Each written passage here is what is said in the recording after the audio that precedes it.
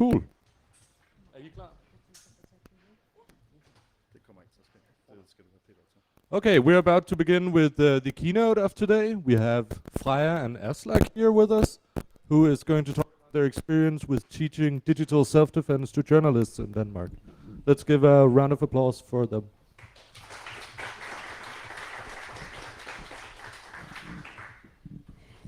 Thank you. I'm gonna start like straight on with can we get the screen up and perfect with a picture of Aslak in a very exotic place in northern Jutland, which is possibly the furthest away you can get from here in Denmark, and a rather small city, very far away from NSA and Snowden disclosures and all that. This is a group of local journalists in northern Jutland, and Aslak is teaching them digital self-defense. And then we have some other pictures. This is a picture from the Danish School of Media and Journalism. For some weird reason, that's also located in Jutland. And this is a crypto party where we are teaching journalism students digital self-defense, which is now mandatory at the 3 Danish universities of journalism. We have some more pictures from that too, so you can just skip like 3 forward. And this is a picture of Snowden. Opening the Scandinavia's biggest journalism festival last year in Odense, and that was subsequented also by a series of workshops in digital self-defense. And then the last picture is the extract of the digital security policy that the Danish Union of Journalists subsequently adopted, which obligates them to work against illegal mass surveillance and for the right to digital self-defense.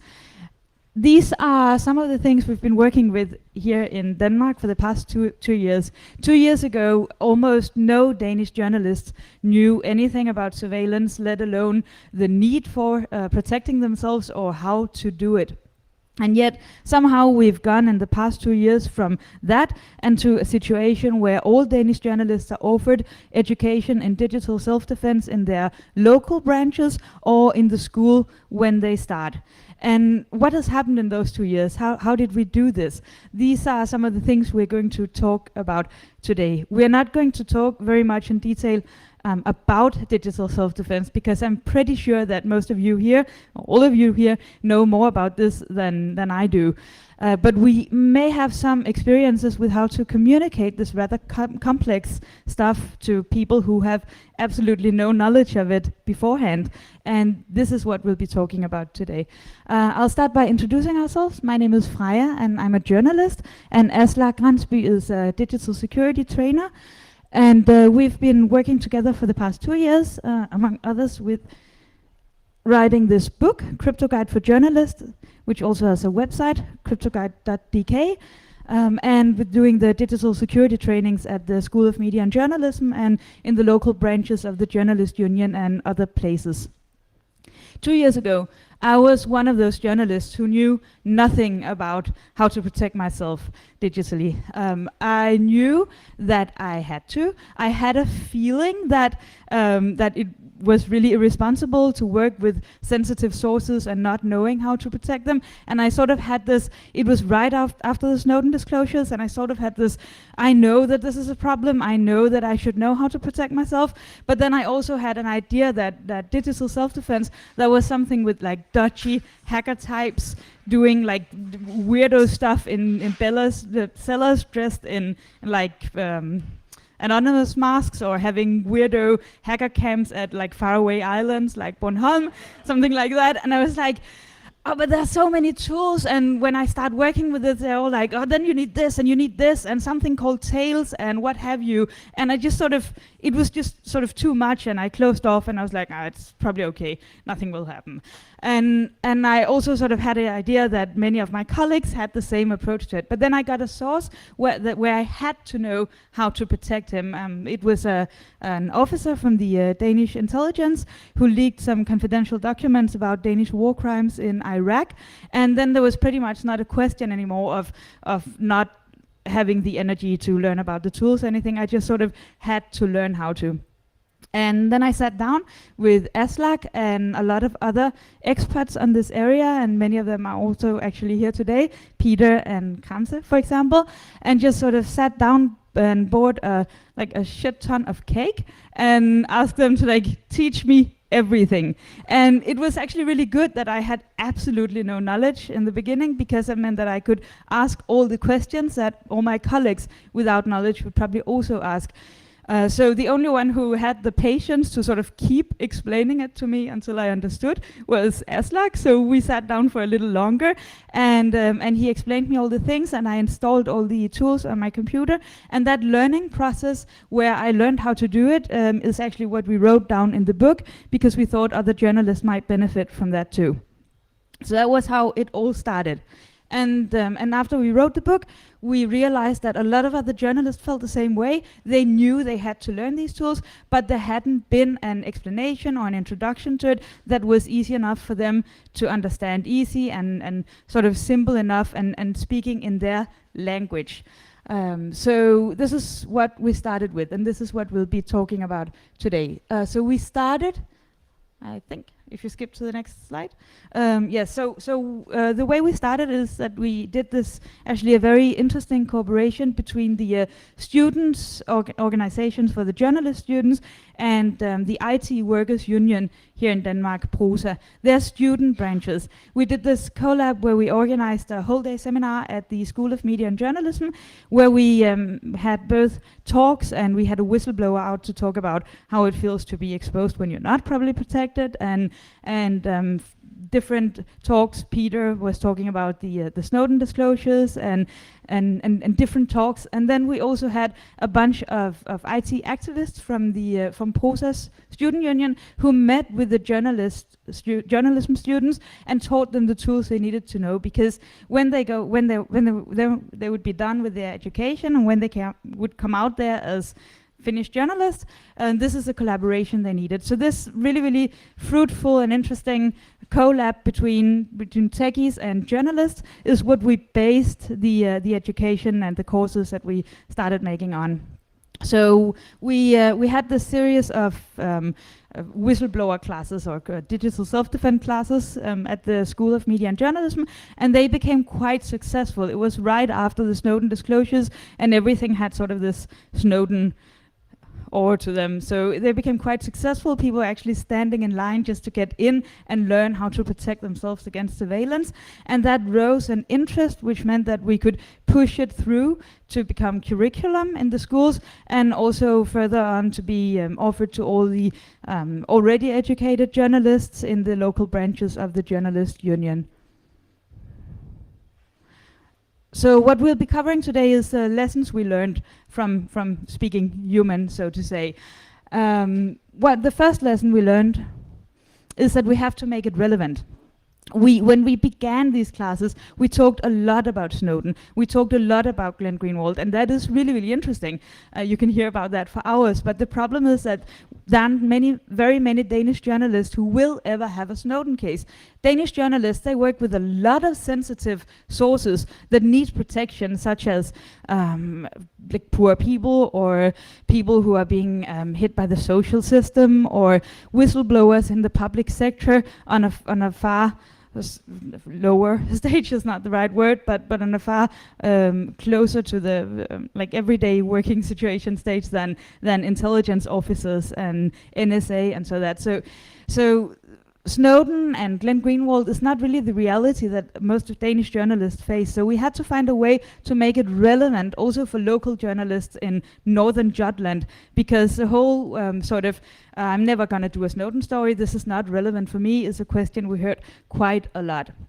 So that was lesson number one. Lesson number two is that we had to make it digestible, so to speak. The orange color on the book is not because I have some weird fetish with orange, but we knew that we had to make it sort of look easy and speak a language that journalists and communication people understood, by giving it a brand and making it recognizable and making it look like, okay, this is something that I can use, this is something that I want to sit down and listen to for 2 hours.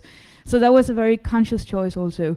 And the third lesson learned is that we also had to make it manageable. There was when we began this, the techie community had they sort of wanted to teach everything. You know, come to a crypto party and we'll teach you everything. But you can also use this tool, and you can use this tool, and you can go even further and use this tool. And the problem was that the journalist reacted to this by getting all confused, and it was just too overwhelming and too much. So we had to make it very structured, and we had to make it very sort of targeted towards this is what you'll need in your everyday life. There's this, and there's this, and there's this.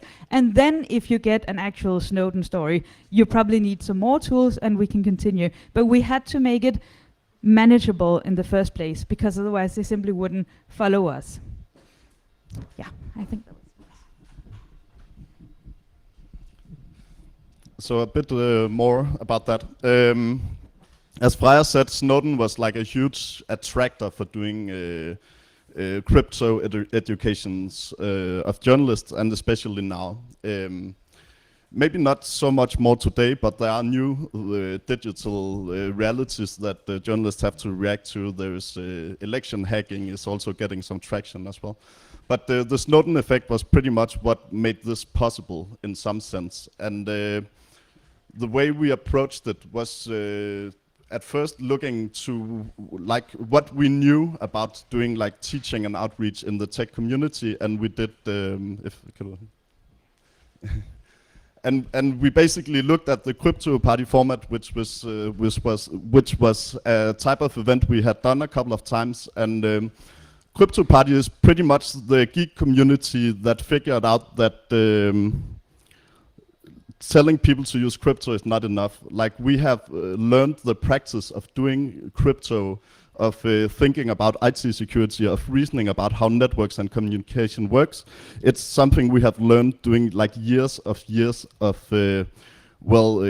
hacking, practicing, figuring things out, and expecting people to have like the same kind of understanding that we have, that is really nonsensical. So Crypto Party was a really nice format in the sense that it gave people a place where they could come and practice with the programs and try to gain some practical experiences on using different programs and trying them out, and do that in a safe environment where we could like help people out in a really local and one-to-one situation. And that was kind of what we tried to replicate at the journalist schools, but we pretty quickly found out that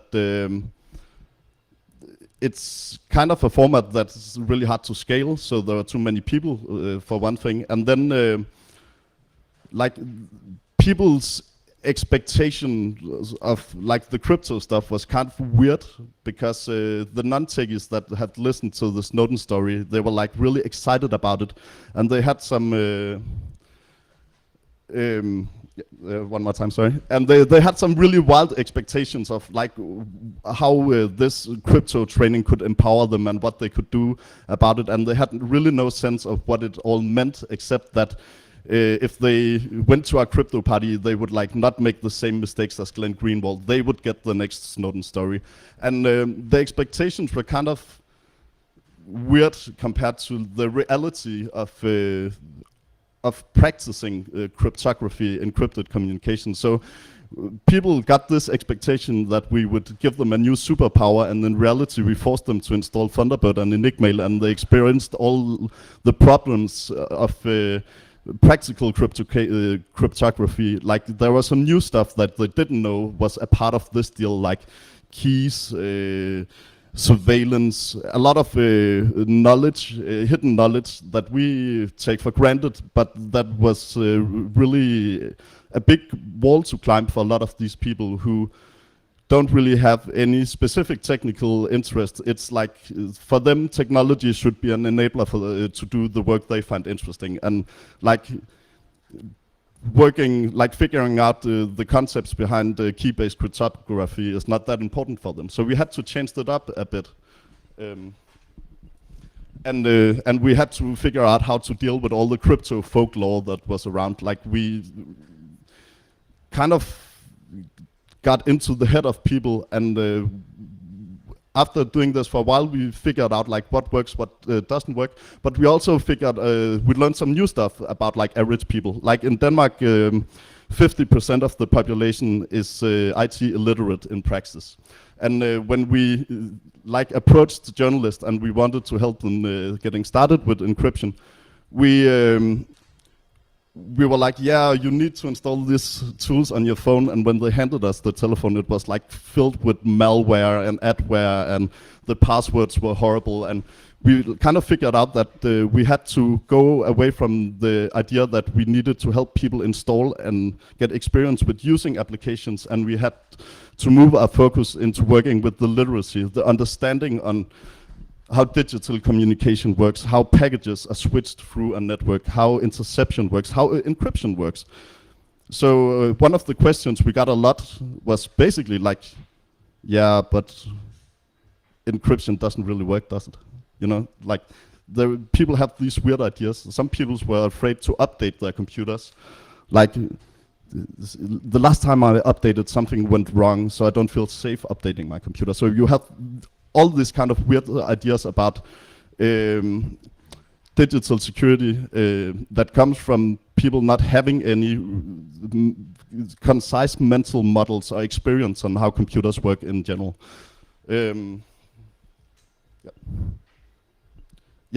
So just to wrap that part up, I think one of the main lessons that we learned in this process was like the problem was a lot bigger than we expected, but it's not really a hard problem. It's just not a computer problem. It's a human problem. So figuring out how people learn, how they get experience with stuff is a big part of it. And figuring out how technology works in practice and what parts are hard was really a big influencer for us in modifying our courses and making them more approachable for people.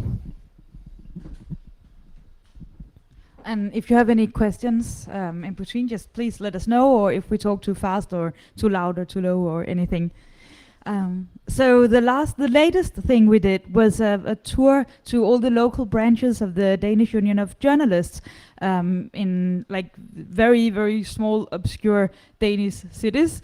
We actually do have cities that are less obscure, believe it or not. Like we have a capital, for example, but we also have like a bunch of really, really obscure small cities very far away in the countryside, which is very, very far away from Snowden and that whole thing. So that was very interesting to go out there and making this relevant for people very far away. And we've brought some of the slides and the structure of the presentation and the workshops that we did in the local branches, because we thought it might be interesting for you to see. Most of the tools we'll mention here will probably not be new to you. You'll probably know all of this already, but it might be interesting to see for you how we teach these tools and how we structure making people understand why they need them. So remember we talked about relevance and context.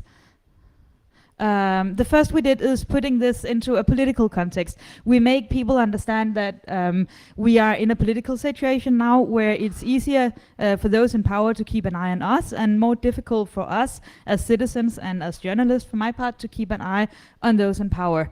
These will go pretty fast, the slides. So just, yeah. One more? Yeah. Oh, and sorry. That is a serious democratic problem.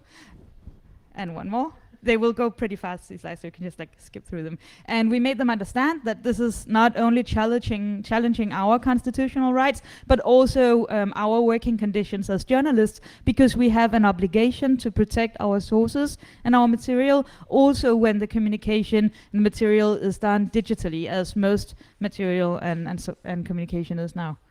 Skip. The second lesson learned, as you remember, was, the third lesson was make it manageable. And I want to go a bit more into how we did this. So the first thing we did is teaching people that security is not just about tools. Of course, it's also about tools, but tools change all the time. Tools get compromised, and it's really easy. It's really important to understand that you don't have a quick fix tool that that sort of solves all your problems. One of the things we experienced was that people showed up and they wanted to learn, for example, PGP, or they wanted to learn something else, and they asked, what tool do I need as a journalist that will solve all my problems? And there's nothing that we would have wished more than to just be able to say to them, this tool, this is a tool you need, and then just teach them that. But that doesn't really work, because you need different tools in different situations. Now, Danish journalists, for example, very few of them need PGP, because very few of them communicate with sources who know how to use PGP. Some of them communicate with, for example, people who work in the public sector and who want to disclose confidential documents, or documents that can get them into trouble if it's found out that they've been communicating with the source. So, I mean, for them, perhaps using Signal would be much more relevant. Some of them travel in areas where it's where it can be a very high risk if the local sources there are found out to be communicating with Western journalists. For example, photographers who travel in conflict zones and who travel across borders with the pictures of the people that they've been talking to. They need to know how to use full disk encryption to protect their hard disk, or how to communicate to send out what they've the pictures they've taken, to send that back safely to the offices in Denmark without people getting in trouble because the local intelligence services intercept the communication. And then some other journalists, they communicate with workers where the problem is. For example, we had a case in another city in Denmark. We had a case where local dock workers were organizing an illegal strike, and their employers simply took the phone, because it was a phone that belonged to the workplace, and looked at the text messages on the phone. And in those cases, if we were as journalists communicating with them, it wouldn't really have helped us to know PGP. So they need to simply understand how to tell the source not to use their work phone when communicating with them. So we teach them that security is not about tools, it's about understanding the surveillance threats and making a threat model over them, analyzing the threats that you face, and then picking the right kind of tools and measure you need. So in order to make it easy for them to pick the right kind of tools, oh wait, I'll get to that. Sorry. We also taught them how to differentiate between daily routines and high alert. Because what we did at the local branches, for example, was a 2-hour course. And what we do at the Danish School of Media and Journalism is a 1-day class. And you can't learn how to protect your sources if it's a high-risk situation where your adversary, for example, is an intelligence service. But what you can learn is to understand how to have a good everyday security practice, and then get to know whom to contact if you get that high alert situation. So we teach them, what we told them was that the tools you'll learn today and the measures you'll learn today is stuff you need in your everyday practice. And then if the next Snowden contacts you, you need to ask for help by asking people such as Aslak or most of you sitting in here. So yes, so that was one thing we also taught them. The next. And then we taught them that the security awareness they got from those classes should be an everyday practice. Just like we lock our doors or we lock our bicycle. I'm sorry. I'm really sorry. It's from the slides we brought there. Just like we lock our doors or we lock our bicycle. And just like the way we make security measures, knowing that if it's a really shitty, rusty bicycle that is possibly painted pink and nobody wants to steal, then we don't really have to lock it that well. But if it's a brand new racer bike, we have to lock it better. Or if we leave it for the weekend at the central station, we also have to have a better lock, or possibly more locks, than if we just leave it in the backyard where we live. Those kind of security measures and security thinking, they needed to take from their sort of everyday physical life and put that into their digital life. And then we brought them a toolbox where we had organized the tools in different categories and gave them some kind of tool so they'd have an understanding of what tool do I need in what situation. So the tools or the categories we gave them was, first we taught them how to protect the equipment, and we told them that we tell them that this is kind of like having a lock on your house. We teach them full disk encryption.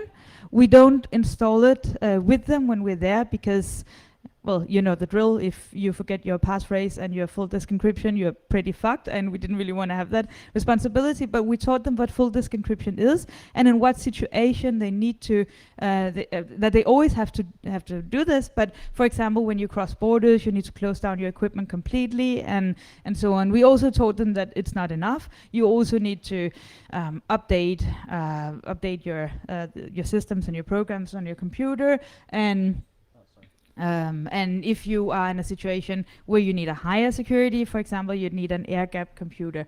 But yes, full disk encryption to protect your equipment, be it your phones or your hard drives or your computer. And then once you've put a lock around on the house, it's really important to make sure that it's actually also a good lock, and you do that by having strong passphrases. So we've used either the Diceware method or the SNIRS method to teach them how to construct good passphrases, and then we help them construct some passphrases as an example of how it can be done. And then we teach them how to also have a good culture around the passphrases. I'm going very quickly through these tools because I suspect that you know most of them, but just ask if you have any questions. We teach them how to protect those passphrases with a password manager and have them type in the email at Have I Been Pwned to understand why it's important not to reuse your passphrase at various accounts. Then we teach them how to protect themselves online. We do that with two-factor authentication, with HTTPS everywhere, and with Tor. And yeah, we teach them how to protect their communication by explaining to them the principle of end-to-end encryption, and we use a picture of the open postcard versus the closed letter because it's a very easily understandable picture. What we give them is Signal.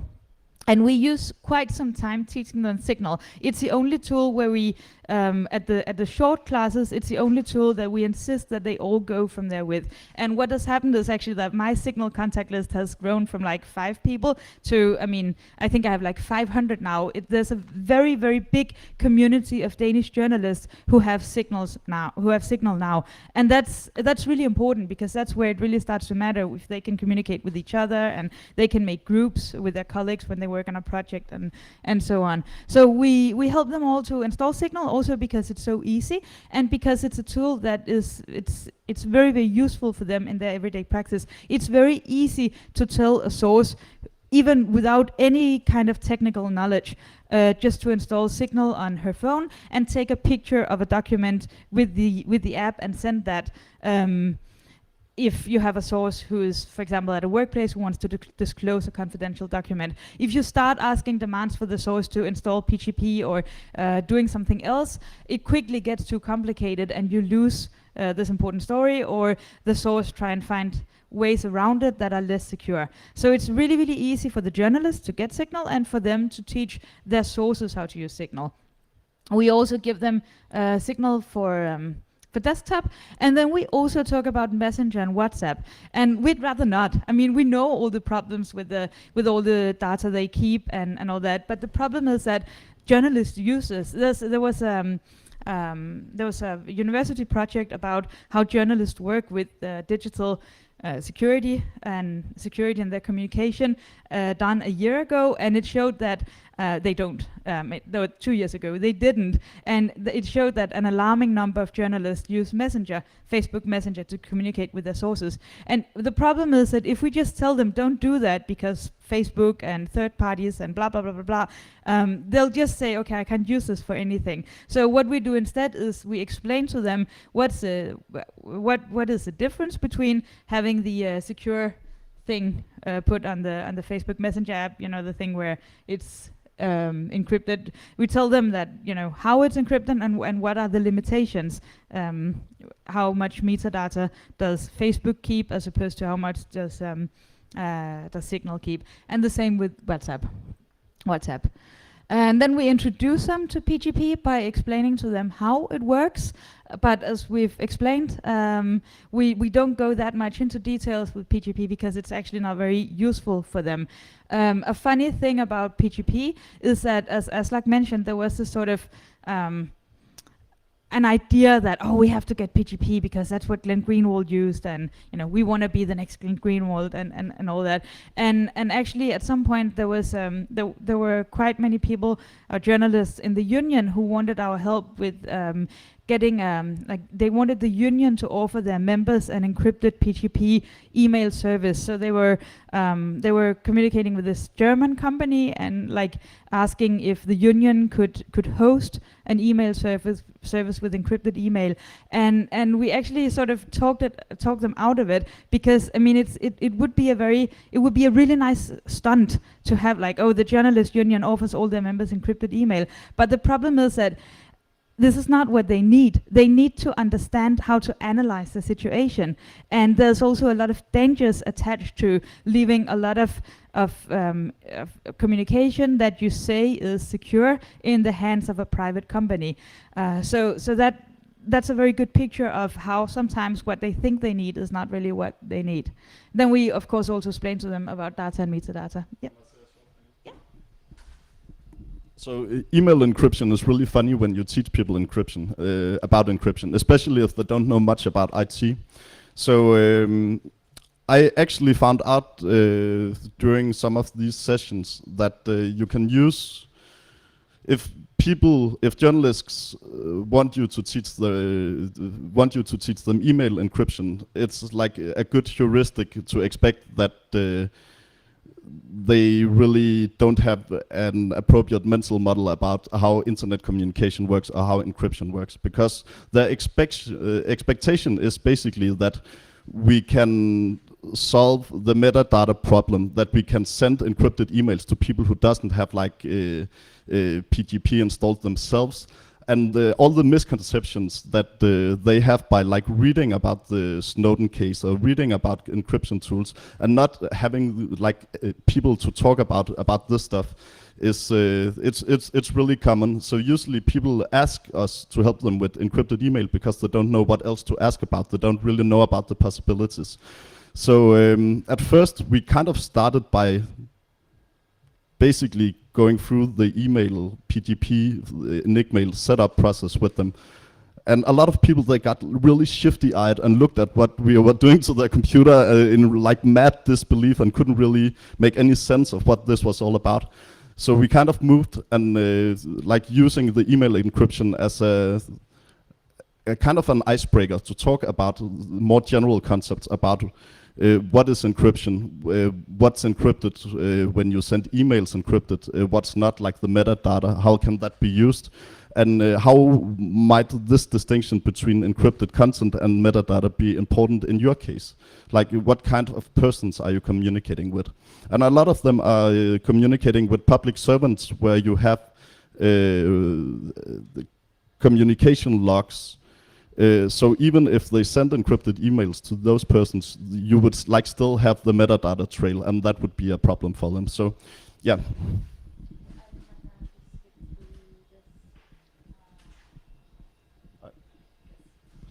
Yes.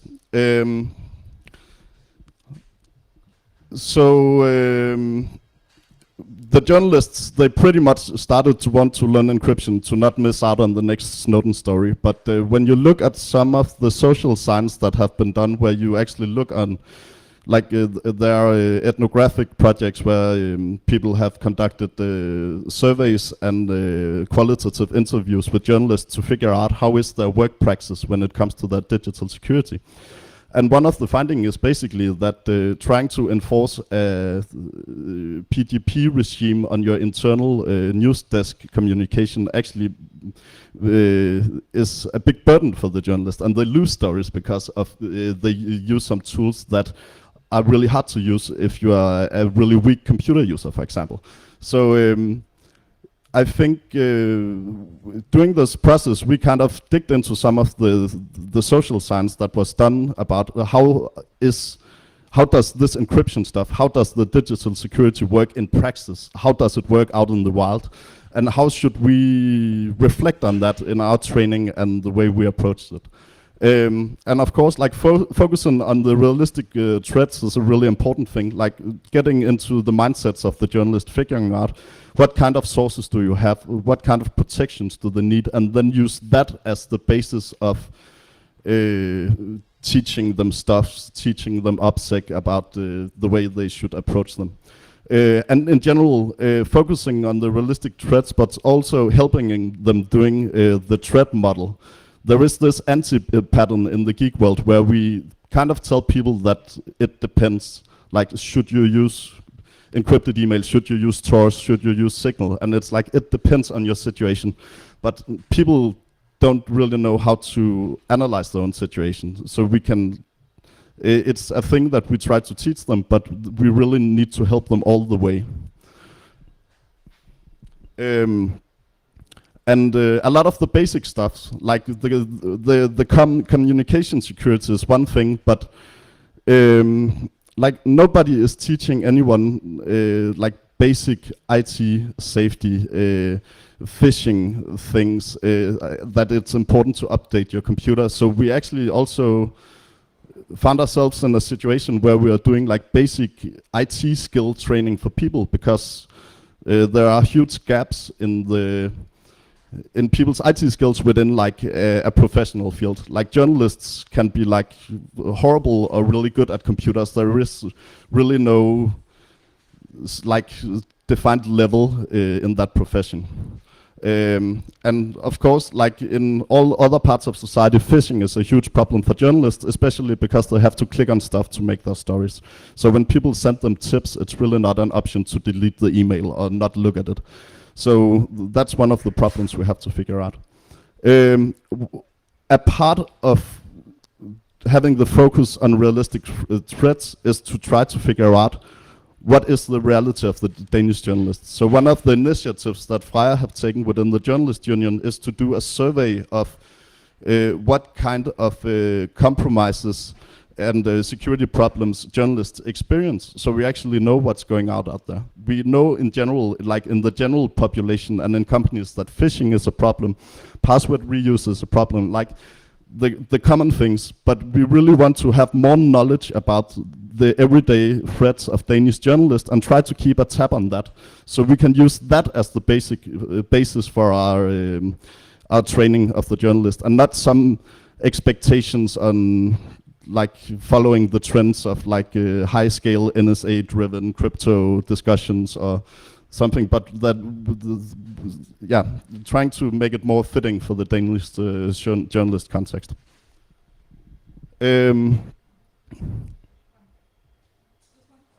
Let's do the next one. So like the human problem in teaching digital security is kind of important, but it's not really a hard problem. It's just a problem that the people outside the traditional computer science field are better than at solving than people who have like a strictly computer science background.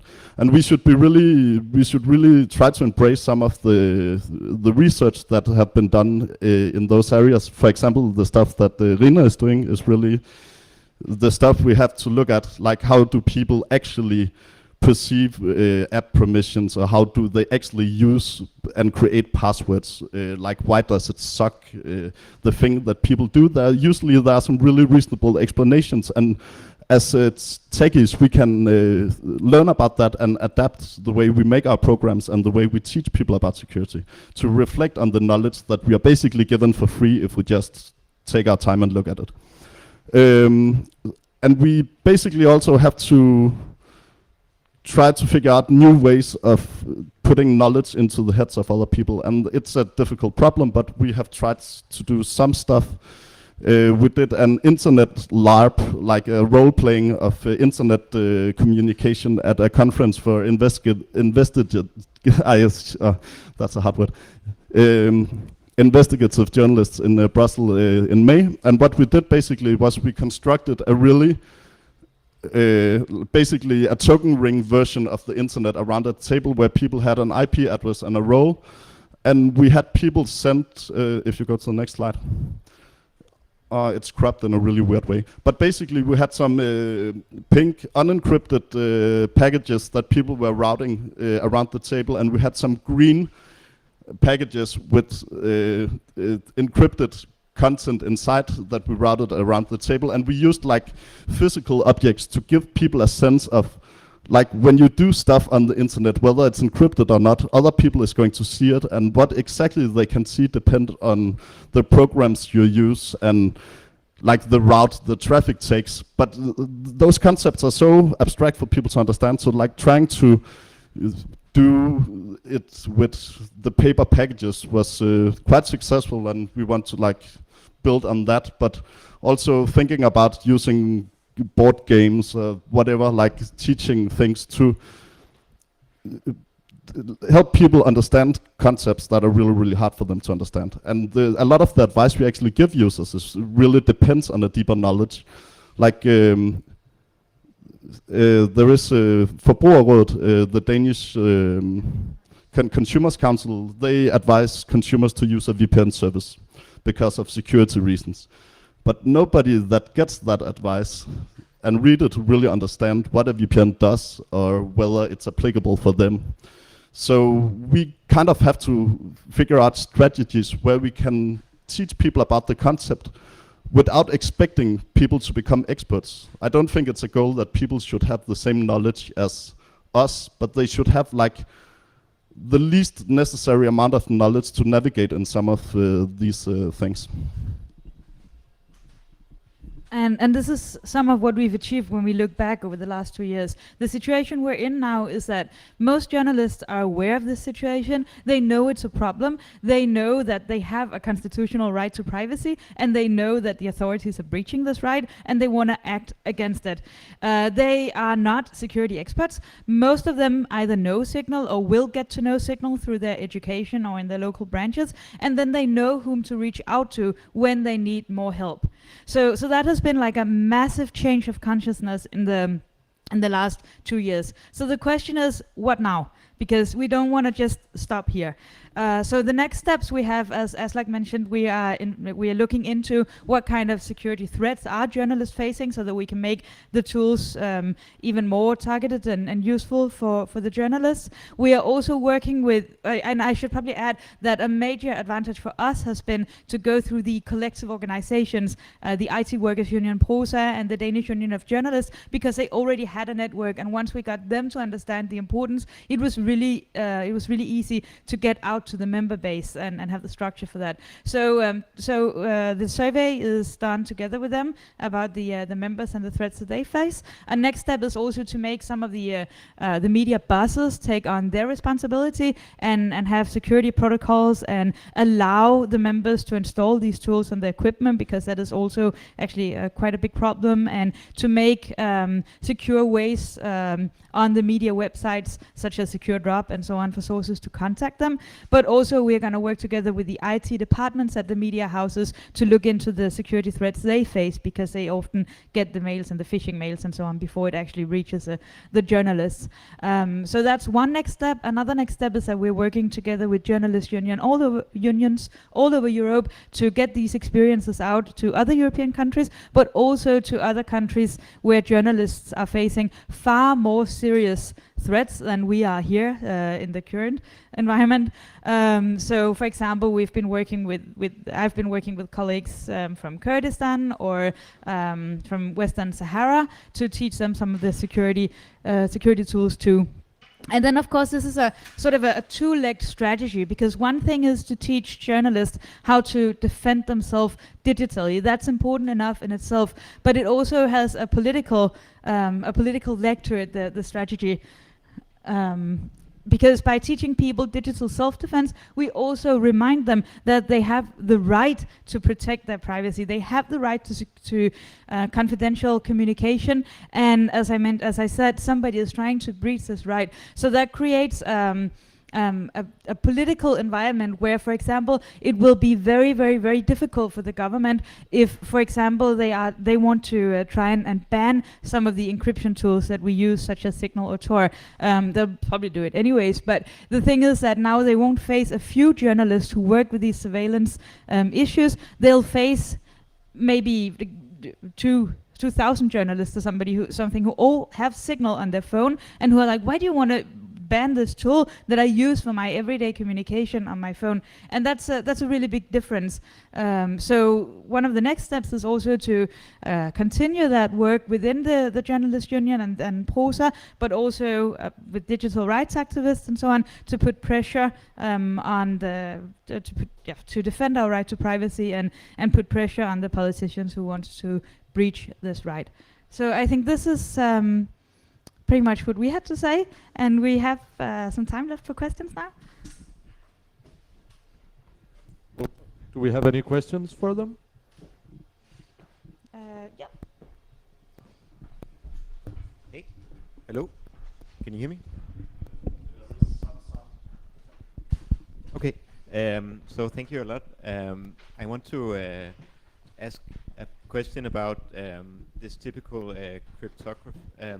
crypto party scenario.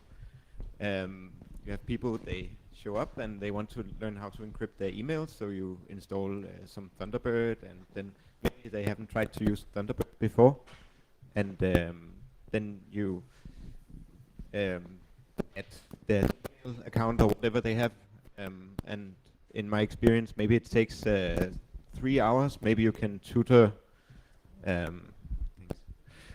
maybe one person can tutor 4 people, I don't know. It doesn't scale that well. So my question is if you've had any luck approaching newspapers, media organizations, and kind of push your program so that they will invest the resources in teaching their employees these methods. And I know that Thunderbird maybe is not the type of software that you can have a media organization install, but maybe they have other means of using PGP.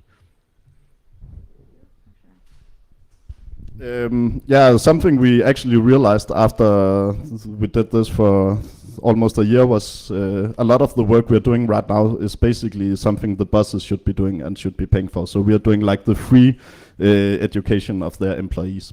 It's like an ongoing debate. We are trying to push it into the media organizations and work with them because it's the place where it should be, I think, in a lot of cases. But that's just not realistic the way things work out now. But hopefully... Oh, yeah. The journalist union just yesterday adapted a strategy where they're gonna have like a meeting with the media bosses and like sit down and go like, this is your responsibility, you should take on your responsibility, and then make a plan or like an easy concept they can get out to the media houses and also teach their employers. And I think the thing is that, I mean, we can be very idealistic about this, but they also have a commercial interest in doing this because otherwise they'll miss out on important stories. So it should be possible to push it through, but we'll see within the next year, so if it happens. And they have some other security issues as well, like if you use a Slack-like service to write really compromising stuff about American wrestlers, that can be enough to get your media shut down if that leaks, for example. So they have some infrastructural concerns as well that are really interesting to help them with, like you're doing self-hosted secure services, finding products that are secure by default, and helping them manage a more secure work environment for the journalists. Then there's also a development in the media branch today where more and more journalists are freelance and less have a steady job at a media house. So we have to give them some tools. Yeah. You are, of course, I'm tempted to say, very focused on the journalists, and it kind of doesn't matter if the journalists are really good at all this encryption stuff and using the tools right and so on, if whoever they're talking to are as blank as you say the journalists were the first day you talked to them. So how do you, well, you cannot send, you cannot have the journalist send someone on a course before he starts talking to him. So how do you, you know, prepare the world for talking to a well-encrypted journalist? Good question. 4 answers. Answer number 1. This is why we teach them Signal, because it's really easy for a journalist just to tell the source, like, install this app, go to your app store, install this app, it's secure, contact me there. So that's answer number one.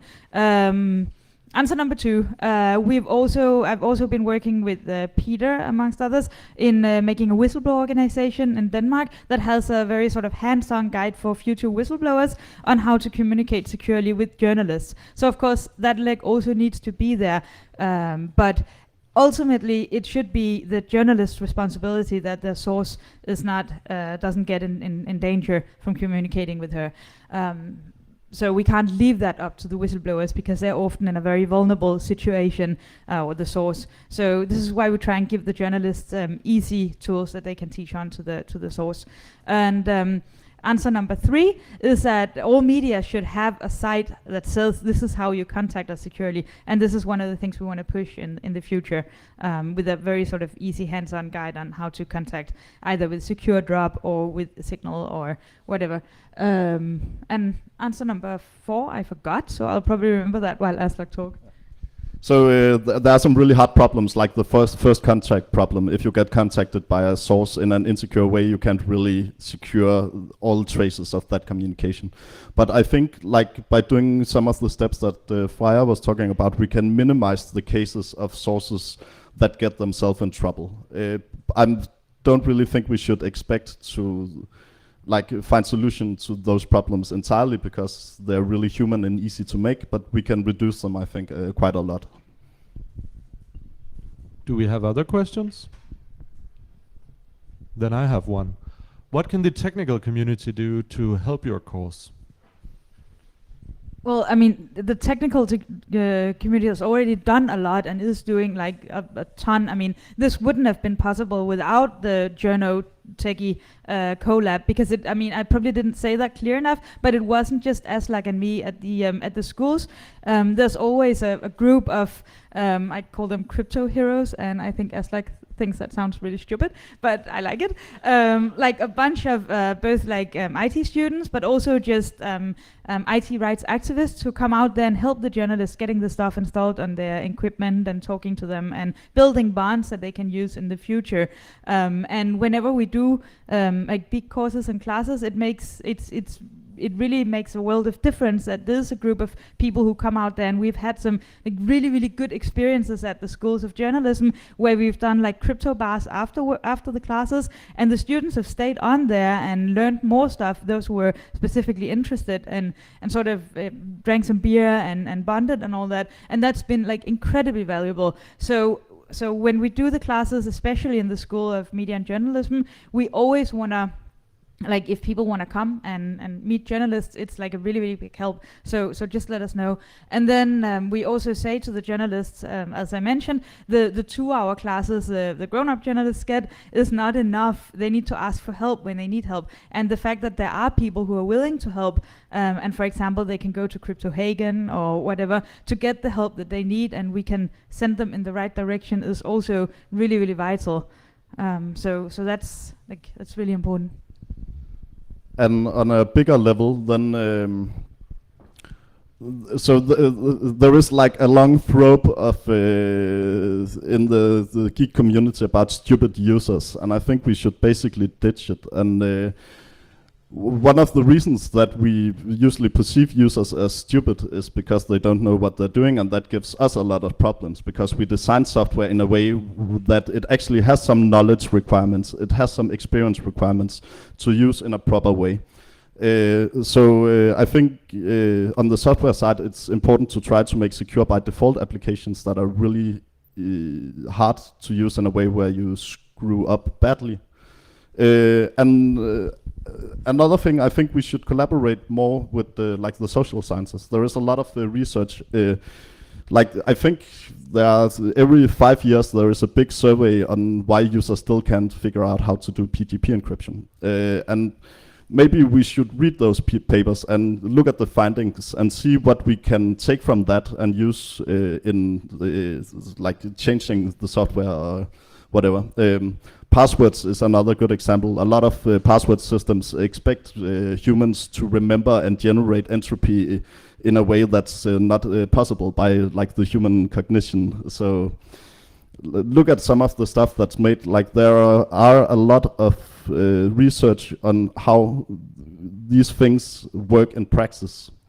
And we usually take decisions on behalf of our users on a regular basis because we really don't know how things are going to play out.